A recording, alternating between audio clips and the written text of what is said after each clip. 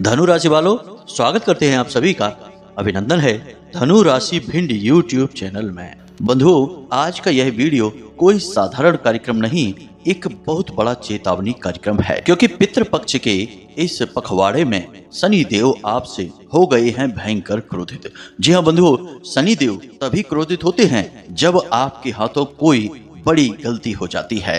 अब चाहे वह गलती जाने में हो या अनजाने में हो, कोई फर्क नहीं पड़ता है। इसलिए शनिदेव ने क्रोध से भरकर आपके लिए भेजा है एक बहुत बड़ा संदेश।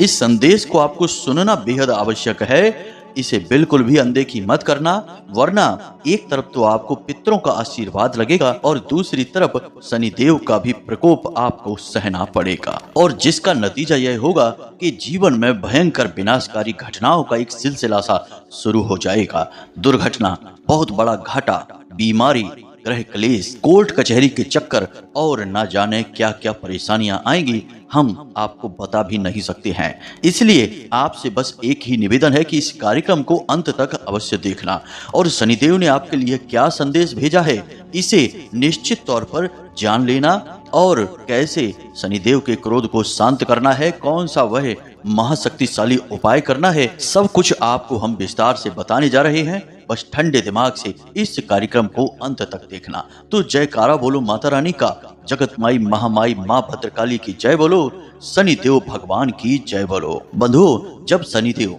नाराज होते हैं तो जीवन में अचानक से कुछ ऐसी घटनाएं, कुछ ऐसे संकेत दिखाई देने लगते हैं जिनसे स्पष्ट तौर पर यह पता चल जाता है कि शनिदेव आपसे क्रोधित हो चुके हैं। अब ऐसे में होता यह है कि यदि आप उन संकेतों को और घटनाओं को पहचान जाते हैं तो आप शनिदेव के क्रोध को समय रहते शांत कर सकते हैं, जीवन में कुछ जरूरी बदलाव करके और कुछ उपाय करके। अब सवाल यह पैदा होता है कि आखिर शनिदेव नाराज होते ही क्यों हैं, और जब नाराज होते हैं तो अपना प्रकोप जातक के ऊपर पूरी तरह से क्यों बरसाने लगते हैं, और शनिदेव के नाराज होने के संकेत क्या हैं। लेकिन इन सबसे बढ़कर सबसे महत्वपूर्ण बात यह है कि वे कौन सी घटनाएं हैं या यूं कहे कि बातें हैं जो आपको शनिदेव के क्रोध से हमेशा के लिए बचा सकती हैं। जी हाँ बंधु, याद रखना कि शनिदेव कर्म के देवता हैं, न्याय के देवता हैं। तो इसका मतलब यह हुआ कि शनिदेव की हर एक इंसान के ऊपर नजर हर वक्त बनी रहती है, और हर इंसान के किए जाने वाले कर्मों का पूरा हिसाब किताब शनिदेव के पास रहता है। और एक महत्वपूर्ण बात कि शनिदेव एक ऐसे देवता हैं जिनसे कई अन्य ग्रह मित्रता रखते हैं, और ये कोई साधारण ग्रह नहीं है। ये ऐसे ग्रह हैं जो रातों रात किसी का जीवन नर्क बना सकते हैं और रातों रात ही किसी का भी जीवन स्वर्ग बना सकते हैं। जैसे कि राहु, केतु, शुक्र, ये ग्रह बहुत ही खतरनाक होते हैं, और ये ग्रह कुछ इस प्रकार से अपना प्रभाव देते हैं जो शनि के समर्थन में रहता है। यदि शनिदेव नकारात्मक हैं, क्रोधित हैं, आपके ऊपर अपना प्रकोप बरसा रहे हैं, तो अन्य ग्रहों के जो शनिदेव के सहायक हैं उनके भी नकारात्मक प्रभाव आपके ऊपर तुरंत दिखाई देने शुरू हो जाते हैं। और इसी वजह से आपने देखा होगा कि धन, वैभव, सुख के कारक ग्रह शुक्र तुरंत जातक के जीवन में दुख देना शुरू कर देते हैं। जिसके ऊपर शनि की पीड़ा होती है उसके जीवन से सबसे पहले धन, वैभव, सुख, समृद्धि और मानसिक शांति गायब होने लगती है। उसके दाम्पत्य जीवन और लव लाइफ में भी कलेश होना शुरू हो जाता है, आपसी संबंध खराब होने शुरू हो जाते हैं। इसके बाद राहु का नंबर आता है, और जब राहु खराब होता है तो उस जातक की जिसके ऊपर शनिदेव का क्रोध बरस रहा है उसकी बुद्धि को भ्रमित कर देते हैं। वह जानबूझकर ऐसे फैसले लेने लगता है जो उसे भयंकर बर्बादी की ओर लेकर जाते हैं। अक्सर ऐसा देखा गया है कि जब शनिदेव नकारात्मक होते हैं तो जातक जानबूझकर ऐसे ऐसे काम धंधे, व्यापार में पैसा फंसाने लगता है जिनमें निश्चित घाटा होता ही है, या फिर किसी ऐसे जगह पर पैसा इन्वेस्ट करता है जहां पर कि बहुत बड़ा घाटा हो जाता है, जैसे शेयर मार्केट, सट्टे बाजार वगैरह में पैसा लगाने लगता है, और फिर उसका पैसा डूबने लगता है और उसकी मति भ्रम उसे नकारात्मक गतियों की ओर लेकर जाती है, यानी कि वह जुआ, शराब, वेश्यावृत्ति और गलत लोगों की संगत में पड़कर अपने जीवन को पूरी तरह से बर्बाद कर बैठता है। हालांकि केतु भी अपना प्रभाव छोड़ते ही हैं, जो अनैतिक संबंधों, अनाचार और समाज में फैले व्यभिचार की ओर जातक को आकर्षित करते रहते हैं। लेकिन केतु यहाँ पर कुछ सकारात्मक प्रभाव भी देते हैं। यानी कुछ जातक ऐसे होते हैं जिनके ऊपर शनिदेव की पीड़ा होती है, तो वे अचानक भगवान की भक्ति और अध्यात्म के मार्ग को भी पकड़ लेते हैं, लेकिन इससे पहले उन्हें पीड़ाएं अवश्य बहुत सारी प्राप्त होती हैं। मतलब कहने का यह है कि पहले तो वह काम धंधे व्यापार में बर्बाद हो जाएगा, रिश्ते नातों में वह धोखा खाएगा, हर जगह से उसे केवल और केवल निराशा और परेशानी ही हाथ लगेगी। फिर अंत में जाकर जब उसे कोई नहीं दिखाई देगा तो वह भगवान की शरण में चला जाएगा। यह भी केतु का प्रभाव है। लेकिन हर एक जातक ऐसा भाग्यशाली नहीं होता है, क्योंकि केतु है तो एक राक्षस ग्रह ही, तो अपने अच्छे प्रभाव बहुत कम ही देता है, नकारात्मक प्रभाव अधिक देता है। इसलिए बेहतर यही होता है कि कोई बड़ी भयंकर बीमारी आपके पास आए, इससे पहले आप उसका इलाज कर लें, यानी कि पहले से ही परहेज करते हुए चलें, तो बीमारी नजदीक आएगी ही नहीं। आपने वह कहावत तो सुनी ही होगी कि दुर्घटना से देर भली, यानी कि आप दुर्घटनाग्रस्त हो जाएं और ग्रहों का प्रकोप आपके ऊपर टूट पड़े। इससे बेहतर है कि आप समय रहते संभल जाएं और कुछ जरूरी बदलाव जीवन में कर डालें और कुछ छोटे छोटे उपाय भी करने प्रारंभ कर दें, ताकि वह विपत्ति, वह नकारात्मक स्थिति आपके लिए उत्पन्न हो ही ना। और याद रखना कि जिस इंसान से शनिदेव नाराज चल रहे हैं, शनिदेव का जिसके ऊपर प्रकोप बरस रहा है, उस इंसान से पितृ देवता कभी प्रसन्न हो ही नहीं सकते हैं। क्योंकि बात तो वहीं आ जाती है कि जहां शनिदेव न्याय की और कर्म के देवता हैं और वे आपसे नाराज हो रहे हैं, तो इसका मतलब यह है कि कहीं ना कहीं आपके कर्मों में खोट आ चुकी है, आपने किसी के साथ अन्याय कर डाला है। और इस प्रकार के जातक के ऊपर पितरों का भी प्रकोप बरसता है, क्योंकि इस तरह के कार्य करने से दंड आपके पितरों को मिलता है। उन्हें भूखे प्यासे बैठना पड़ता है पितृलोक में। वे फिर निसहाय और असहाय होकर बस बैठे रहते हैं और अपने वंशजों की ऊल जलूल हरकतों को देखकर उन्हें श्राप देते रहते हैं। जी हाँ बंधुओं, तो अब ऐसा क्या हो गया है कि अचानक से आपके ऊपर इतनी सारी विपत्तियां आने का खतरा मंडराने लगा है, और कैसे आप इन आने वाली विपत्तियों को टाल सकते हैं, इनसे बच सकते हैं। बंधुओं, इस कार्यक्रम को बनाने में हमने बहुत मेहनत की है। सबसे पहले हमने आपकी कुंडली और आपकी राशि का बहुत गहराई से अध्ययन किया। उसके बाद ग्रहों के गोचर और बदलती चाल के अनुसार, साथ ही साथ माता रानी के द्वारा दिए गए अनुभव और अनुभूतियों के आधार पर बड़ी मेहनत से हमने यह कार्यक्रम आपके लिए तैयार किया है। अब यदि आप इस कार्यक्रम को पूरा नहीं देखेंगे, बीच में ही छोड़ देंगे, तो एक तो हमारी मेहनत बेकार चली जाएगी, दूसरा आपके जीवन में आ रही विपत्ति भी रुकेगी नहीं, वह आपको रौंदती हुई निकल जाएगी, और तीसरा कि जहां माता रानी की विशेष कृपा और आशीर्वाद आप तक पहुंच सकती थी, वह नहीं पहुंच पाएगी। क्योंकि माता रानी के द्वारा दी गई अनुभूतियों का निरादर असल में माता रानी का ही तो निरादर हुआ। इसलिए हमारा आपसे बस निवेदन यही है कि आप इस कार्यक्रम को अंत तक अवश्य देखें। तो उम्मीद करते हैं कि आप हमारी भावनाओं को समझ रहे हैं, कार्यक्रम में अंत तक अवश्य ठहरेंगे। तो चलिए बंधुओं, कार्यक्रम की शुरुआत करते हैं, लेकिन इससे पहले हमारा आपसे बस निवेदन है कि माता रानी को आभार अवश्य व्यक्त करें, क्योंकि उनकी कृपा और आशीर्वाद के बिना तो इस संसार में एक पत्ता भी नहीं हिल सकता है। तो चलिए जल्दी एक कमेंट बॉक्स में लिखिए, जय माँ भद्रकाली कृपा करो। साथ ही साथ जय शनिदेव भगवान अवश्य लिखना, क्योंकि आपको अब शनिदेव की कृपा की भी आवश्यकता है। इसी के साथ साथ बंधुओं, यदि आप चैनल कार्यक्रम पर पहली बार आए हैं तो आप इस चैनल को सब्सक्राइब भी अवश्य कर लें, क्योंकि ऐसा करते ही आप न केवल हमारे बल्कि माता रानी के भी दिव्य परिवार के सदस्य बन जाएंगे, और फिर आपके जीवन में आ रही छोटी मोटी विपत्तियां तो यूं ही वापस लौट जाएंगी, क्योंकि माता रानी की कृपा आप तक सीधी पहुंच जाएगी। तो चलिए जल्दी से चैनल को सब्सक्राइब करिए, फिर आगे बढ़ते हैं। तो बंधुओं, सबसे पहले हम यह जानेंगे कि शनिदेव आखिर आपसे क्रोधित हुए ही क्यों हैं, क्योंकि यदि आप यह नहीं जान पाएंगे तो फिर आप भविष्य में भी इस खतरे में ही जिएंगे कि पता नहीं किस गलती से, किस बात से शनिदेव नाराज हो जाते हैं और जीवन में परेशानियां उत्पन्न करने लगते हैं। तो ध्यान से सुनिए, सारी बातें आपको समझाने जा रहे हैं।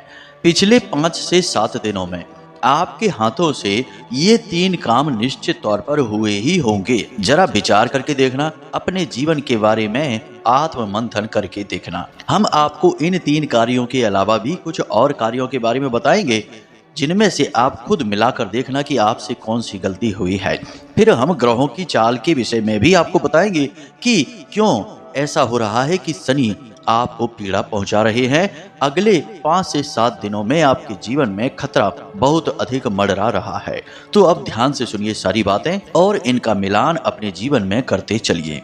सबसे पहला, आपके हाथों आपके या फिर किसी भी बड़ी उम्र के इंसान का अपमान हुआ है। जी हाँ बंधु, गलती चाहे किसी की भी रही हो, चाहे आपकी या फिर उनकी, लेकिन आपके मुख से कुछ तो ऐसा निकला है जिससे कि आपके बड़े बुजुर्गों का दिल दुखा है, उन्हें तकलीफ पहुंची है। याद रखना कि शनि देव इस गलती को कभी क्षमा नहीं करते हैं।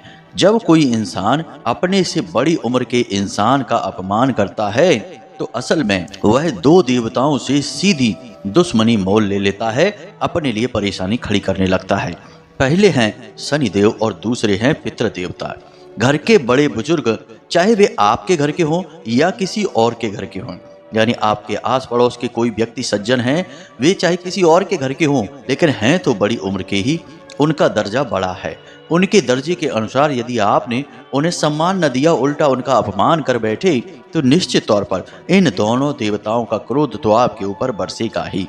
तो जरा विचार करके देखना। अब यहाँ पर आपको यह लग सकता है कि इसमें आपकी क्या गलती थी, उन्होंने ही तो आपको उकसाया था, उन्होंने ही कुछ ऐसी बातें बोली थी जिससे कि आपके मन में क्रोध उत्पन्न हुआ और आप आवेश में आकर ऐसी बातें बोल गए जिससे कि शायद उन्हें बुरा लग गया होगा। लेकिन बंधुओं, एक बात याद रखना कि देवी देवता समय समय पर परीक्षाएं लेते रहते हैं। तो जब कोई जानबूझकर आपसे उलझता है और वह किसी देवी देवता या ग्रह विशेष का सूचक होता है, तो समझ जाइए कि वह आपकी परीक्षा है। किस बात की परीक्षा? आपके धैर्य की परीक्षा, आपके आत्मबल की परीक्षा, आपकी चेतना के उत्थान की परीक्षा।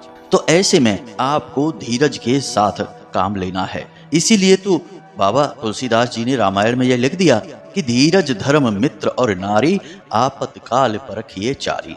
तो अब जब कोई आपके ऊपर बातों से हमला कर रहा है, आपको उकसाने की कोशिश कर रहा है, तो आपको ऐसे में आपत्तिकाल समझकर अपने धैर्य को संभाल लेना है। धैर्य के घोड़े की लगाम को खींच कर रखना है और बिल्कुल शांति से काम लेना है। जब परिस्थिति बदल जाएगी तो आप देखेंगे कि आपके जीवन में गजब के चमत्कारी और सकारात्मक परिणाम प्राप्त होंगे। आप ना माने तो हमारी एक बात को बस जीवन में एक बार प्रैक्टिकल करके देखना। जब आपके घर का कोई बड़ा बुजुर्ग या फिर कोई भी उम्र ज्यादा वाला इंसान आपको कटु वचन कह रहा हो, आपका अपमान कर रहा हो, उस समय आप बस शांत रहना, कुछ कहना मत, चुपचाप शांति से उसकी बातों को सुन लेना और भले ही वहां से फिर चले जाना। यदि आप यह कर पाते हैं तो अगले ही दिन से आप कुछ ऐसा महसूस करेंगे कि आपका कोई एक काम था जो कि रोका पड़ा था, वह अचानक से हो जाएगा। कोई एक ऐसी बात थी जो आपको परेशान कर रही थी, उस बात का समाधान निकल आएगा। यानी कि आपकी कोई ना कोई एक बड़ी उलझन जो आपको लंबे समय से परेशान करती चली आ रही थी, उस उलझन का आपको समाधान प्राप्त हो जाएगा। और ऐसा क्यों होगा? ऐसा होगा शनिदेव और पितृ देवताओं की कृपा से। याद रखना कि शनिदेव 24 घंटे हर एक इंसान के कर्मों का हिसाब रख रहे हैं और पितृ देवता तो यही देखते रहते हैं कि आप नैतिक तौर पर कैसा व्यवहार कर रहे हैं।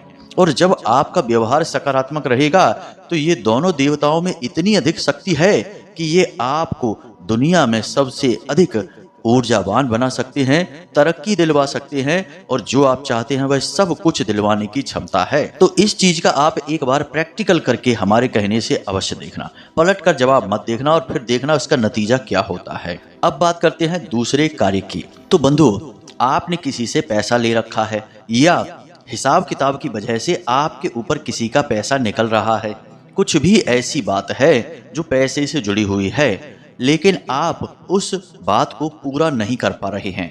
अब चाहे परिस्थितियां कैसी भी हों, लेकिन आप यदि उसे पैसे की तरफ से निराश कर रहे हैं, यानी आपके घर आपके दरवाजे से कोई पैसे की तरफ से निराश होकर गया है। अब पैसे की तरफ से निराश होने से हमारा मतलब केवल यही नहीं है कि कोई कर्जा लेने वाला आया और आपने उसे पैसा नहीं दिया। हो सकता है कि कोई उधार मांगने आया हो और आपने ना दे पाया हो, या कोई भिखारी आया हो और आपने उसे कुछ दान में न दे पाया हो, या फिर सिर्फ इतना ही हो कि किसी ने आपसे थोड़ी बहुत पैसों की मदद मांगी हो और आपने उसे ध्यान ही नहीं दिया और उसे इनकार कर दिया।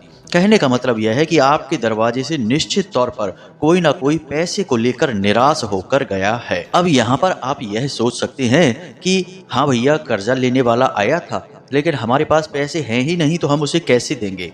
या फिर आप ऐसा भी सोच सकते हैं कि भाई कोई उधार मांग तो रहा था लेकिन मेरी व्यवस्थाएं नहीं थी तो मैं उसे उधार कैसे देता। बंधुओं, अच्छी बात है, यह बात सही भी है कि जब आपके पास व्यवस्थाएं हैं ही नहीं तो आप कैसे देंगे। और देवी देवताओं को भी ये बात पता है, तो ऐसा नहीं है कि वे बस आपको हमेशा देख ही रहे हैं, आपकी सुन नहीं रहे हैं, उन्हें भी सब पता है। लेकिन आपने यहाँ पर गलती यह की है कि जो आपके दरवाजे से निराश होकर गया है, आपने उसके लिए मन में किसी प्रकार का पछतावा भी नहीं दिखाया। उल्टा तो आपने या आपके घर के कुछ लोगों ने उसे भला बुरा ही कह दिया है। जी हाँ बंधु, यहाँ गलती हो जाती है।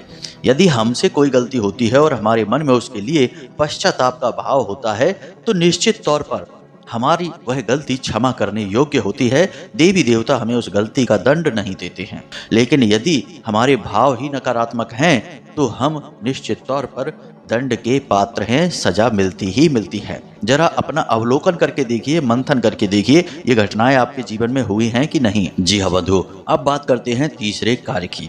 तो बंधु, जहां तक हमारे आभास कह रहे हैं कि पिछले 4 से 5 दिनों में आपके हाथों से कोई ना कोई अनैतिक कार्य हुआ है। अब अनैतिक कार्य कैसा होता है जरा ध्यान से समझिए। जैसे कि किसी का शोषण करना, किसी को हानि पहुंचाना या फिर व्यसन करना, जैसे कि जुआ, शराब, वेश्यावृत्ति या पर स्त्री गमन जैसे कार्य, जिन्हें हम व्यभिचार या फिर अनैतिक कार्य कहते हैं। कुछ न कुछ तो आपके हाथों ऐसा हुआ है, या फिर ऐसा हुआ होगा कि आपके साथ कुछ लोग रहे होंगे जिन्होंने कुछ गलत किया, जैसे जुआ खेला या शराब पी। तो हो सकता है कि आपने ना पी हो लेकिन आप उनके साथ वहां रहे अवश्य हैं जब उन्होंने शराब पी थी या जुआ खेला था, या फिर किसी को ठगने का, किसी का शोषण करने का, किसी के पैसे को लूटने का, ठगने का काम किया था। जी हाँ बंधु, हो सकता है कि आपको ये सुनने में थोड़ा अच्छा ना लग रहा हो, क्योंकि इंसान को थोड़ी सी कठोरता दिखाने लगो तो असल में वह तिलमिलाने लगता है। आज के समय में लोगों के अंदर सहन शक्ति का अभाव हो गया है, लेकिन हम आपको सत्य ही बता रहे हैं। तो आपके हाथों से पिछले 5 से 7 दिनों में कोई ना कोई अनैतिक कार्य हो गया है। किसी प्रकार का दुर्व्यवहार, किसी पशु या किसी इंसान को हिंसा, पीड़ा, कष्ट आपके हाथों पहुंचा है। कुछ न कुछ तो अनैतिक हुआ है, जरा विचार करके देखना। क्योंकि इसी वजह से शनिदेव आपसे नाराज है, साथ ही साथ पितृ देवताओं का भी आपके ऊपर क्रोध बरसेगा। यह बात हम अपनी अनुभूति के आधार पर बता रहे हैं। अब जरूरी नहीं है कि सभी के साथ ऐसा हुआ हो, लेकिन बहुत सारे ऐसे लोग हैं जिन्होंने ऐसा किया है। यह हमें ध्यान के माध्यम से, अनुभूति के माध्यम से एहसास हुआ है, तभी हम आपको बता रहे हैं। अब हम बात करते हैं आपकी कुंडली के अनुसार। ये बातें तो जो हमने आपको बताई वे तो आपके निजी व्यवहार की बातें थी, उनके बारे में जरा आप विचार करके देख लेना। कुछ और छोटी छोटी बातें हैं, जैसे कि आपके हाथों से रुपए पैसे की फिजूल खर्ची का हो जाना, आपके हाथों से कोई लोहे का सामान टूट फूट जाना या गिर जाना या खो जाना, साथ ही साथ अपने जूते और अपने कमर से नीचे पहने जाने वाले वस्त्रों का लेन देन करना, अदला बदली करना। ये छोटे छोटे कार्य हैं, इनकी तो शनिदेव क्षमा भी कर देते हैं, लेकिन जो हमने पहले बताए वे कार्य अक्षम्य हैं और उन्हें आप जरा समझ लेना। अब आपके ग्रहों की बात करते हैं तो ध्यान से सुनिए। इस समय आपकी कुंडली में सूर्य देवता बुध और केतु के साथ युति बनाकर बैठे हुए हैं। और जब सूर्य देवता बुध और केतु के साथ युति बनाते हैं तो वैसे तो सूर्य राजा हैं, उनके पास शक्ति अपार होती ही है, लेकिन यह जो जोड़ होता है, असल में यूं कहें कि योग होता है, तो यह योग शनि को दूषित करने लगता है और शनि के कुप्रभाव जातक के ऊपर पड़ने लगते हैं। साथ ही साथ शुक्र भी नकारात्मक होने लगता है और राहु भी नकारात्मक भाव में गोचर करते हुए आपको पीड़ाएं पहुंचाने का कार्य कर रहा है। तो कहने का मतलब यह है कि यह जो योग है यह आपकी हानि का योग है। तो इस योग की वजह से भी शनिदेव की पीड़ा आपको होने वाली है। अब शनिदेव से जुड़ी पीड़ाएं कैसी होंगी जरा आप ध्यान से समझिए। सबसे पहली पीड़ा है कि आपको रुपए पैसे को लेकर जो भी आपकी बातें थी, जो भी आपके काम थे, वे बनते बनते अचानक रुक जाएंगे। आपके कार्यों में जो गति आ रही थी वह रुक जाएगी। आपको अचानक से बहुत निराशा का एहसास होने लगेगा। अचानक से बहुत अधिक आलस का एहसास रहेगा। कार्यों को करने का बिल्कुल भी मन नहीं करेगा। यदि आप काम करेंगे भी तो बिल्कुल अंतिम एंड पॉइंट पर जाकर काम शुरू करेंगे, तब तक बहुत अधिक देर भी हो जाएगी। साथ ही साथ आप जिस भी कार्य को कर रहे होंगे उस कार्य में आपका मन नहीं लगेगा। आपको लगेगा कि यह कार्य में अब दम नहीं है, यह बिल्कुल बेकार काम हो चुका है, अब इसे बदल देते हैं। इसी के साथ साथ आप पैसे जो कमा कर घर लाएंगे, वे पैसे कब गायब हो जाएंगे आपको पता ही नहीं चलेगा। यानी कि पैसा एक हाथ से आएगा और दूसरे हाथ से तुरंत गायब हो जाएगा। कुछ खर्चों में और कुछ फिजूल खर्चों में आप बस सोचते ही रह जाएंगे कि अपने लिए कुछ कर लेते, लेकिन आप कुछ भी नहीं कर पाएंगे। एक पैसा भी अपने ऊपर खर्चा नहीं कर पाएंगे। सब इधर उधर के कार्यों में ही चला जाएगा। मानसिक चिंताएं आपको बहुत होंगी। रात को सोने में आपको तकलीफ होगी। समय से नींद नहीं आएगी, और नींद आएगी भी तो बेचैनी बहुत अधिक रहेगी। और इन सब से कहीं बढ़कर पति पत्नी के बीच आपसी तनाव बढ़ जाएगा। घर परिवार में क्लेश का माहौल भी होने लगेगा, और इसका कारण होगा राहु, क्योंकि आप मानसिक तौर पर विचलित रहेंगे और आपके मुख से ऐसे कटु शब्द निकलेंगे जो दूसरों को पीड़ाएं पहुंचाएंगे, जिसकी वजह से आप परेशान तो खुद रहेंगे और दूसरे आपसे परेशान हो जाएंगे और फिर आपको ही परेशान करेंगे, क्योंकि बदले में वे भी ऐसी बातें बोलेंगे जो आपको और अधिक परेशान करने लगेगी। आपका स्वभाव चिड़चिड़ा हो जाएगा, शरीर में ऊर्जा की कमी रहेगी और कोई ना कोई रोग छोटा मोटा ही सही लेकिन लगा रहेगा। जैसे हल्का बुखार रहेगा, शरीर में दर्द होता रहेगा, पेट में तकलीफ बहुत अधिक रहेगी, कमर में भी दर्द और पीठ में भी दर्द बहुत रहेगा। समय समय पर होगा और फिर अपने आप ठीक भी हो जाएगा। ये सारी पीड़ाएं शनि की पीड़ाएं हैं। अगर आपको ये सारी पीड़ाएं हो रही हैं तो समझ जाइए कि आप शनि के दायरे में आ चुके हैं। अब जरूरत है आपको इस पीड़ा से मुक्ति की। तो ध्यान से सुनिए, आपको इस पितृपक्ष में शनिदेव को प्रसन्न करने के लिए क्या करना चाहिए। उपाय ऐसा होना चाहिए जिससे ना केवल शनिदेव प्रसन्न हो, बल्कि आपके पितृ पूर्वज भी आपको आशीर्वाद दें। क्योंकि इस पितृपक्ष में, यानी पितृपक्ष का जो समय होता है, इसमें आप पितरों की ही छाया में चल रहे हैं, तो पितरों का भी आशीर्वाद आपको लेना ही होगा। तो ध्यान से सुनिए, हम आपको 2 उपायों के बारे में बताने जा रहे हैं जो बहुत ही सरल हैं, लेकिन आपको करना बहुत अधिक अनिवार्य है। सबसे पहला उपाय तो आपको यह करना है कि आपके घर के जितने भी सदस्य हैं उन सब की एक सामूहिक फोटो, एक तस्वीर बनवाइए। जी हाँ बंधु, ध्यान से सुनिए, आपको ये उपाय कोई बताएगा नहीं, क्योंकि इन उपायों को बताने के लिए लोग पैसे लेते हैं, पेड सर्विस देते हैं। हम तो माता रानी की सेवा में आपको ये उपाय दे रहे हैं। तो ध्यान से सुनिए, आपके घर में एक दिशा है जिसे शनि देव की दिशा कहा जाता है। इसे पश्चिम दिशा कहा जाता है और इस दिशा को बढ़त की दिशा कहा जाता है। यानी कि इस दिशा में आप जो भी कुछ रख देंगे वह बढ़ता ही चला जाएगा। हमने इस दिशा से जुड़े हुए रुपए पैसे को चमत्कारी ढंग से बढ़ाने वाले उपाय भी आपको पिछले कई कार्यक्रमों में बताए हैं। यदि आपको वह उपाय चाहिए तो आप कमेंट करके पूछिए, हम अगले कार्यक्रम में ही आपको दे देंगे। तो फिलहाल आपको क्या करना है, ध्यान से सुनिए। अपने घर के सभी सदस्यों को एक साथ बैठाकर एक फोटो खिंचवाइए। अच्छी सी फोटो खिंचवाना जिसमें सभी लोग मुस्कुराते हुए आएं। अब इसके बाद उस फोटो को फ्रेम करवाइए। फ्रेम लकड़ी का बनवाना है, प्लास्टिक का या लोहे का, मेटल का नहीं। अब फ्रेम करवाने के बाद आपको उस फोटो को, उस तस्वीर को अपने घर की ठीक पश्चिमी दीवार पर अपने सिर से ऊपर लगा देनी है। अब इससे क्या होगा, ध्यान से सुनिए। वह पश्चिम दिशा है, शनिदेव की दिशा है। शनिदेव महाराज तुरंत प्रसन्न हो जाएंगे, क्योंकि वे देख लेंगे कि आपके मन में अपने घर परिवार, अपने पितृ पूर्वजों के लिए क्या भाव हैं। आपके पितृ पूर्वज जो आपके घर के बड़े बुजुर्ग हैं, जो अभी इस संसार में हैं, वे भी आगे चल के आपके पितृ पूर्वज बनने वाले हैं। याद रखना कि जो घर के बड़े बुजुर्ग होते हैं, यदि आप उनका जीते जी सम्मान नहीं कर रहे हैं तो उनके मरने के बाद बेशक उनका श्राद्ध करते रहना, कितने ही पिंडदान तर्पण आदि करते रहना, वे आपसे प्रसन्न कभी नहीं होंगे। इसलिए जीते जी उनका सम्मान करना, उन्हें दिखाना बहुत आवश्यक है। तो आप जब इस तस्वीर को लगाएंगे तो उनका प्रेम आपके प्रति बढ़ेगा, आशीर्वाद अपने आप बढ़ेगा और घर के सभी सदस्यों के बीच भी आपसे प्रेम बहुत मजबूत हो जाएगा, क्योंकि यह दिशा बढ़त की है। अब जब सबको एकजुट करके आपने बैठा दिया है वहां पर तस्वीर के रूप में, तो सभी एकजुट ही रहेंगे, एक दूसरे के बारे में विचार करेंगे, सबसे प्रेम करेंगे। यह बहुत आवश्यक उपाय है, इसे आप एक बार अवश्य कर लेना। अब बात करते हैं दूसरे उपाय की। दूसरा उपाय भी कुछ इसी प्रकार का है। आप अपने घर के बड़े बुजुर्गों को कुछ न कुछ उपहार अवश्य दें। इस पूरे पितृपक्ष में आपको जो मृत हैं, यानी कि जो संसार में नहीं है, उनके लिए तो बहुत सारे उपाय लोग बताते हैं, लेकिन जो आपके पुरखे पूर्वज अभी जीवित हैं, उनके साथ आपको कैसा व्यवहार करना है, इसके बारे में कोई नहीं बताता है।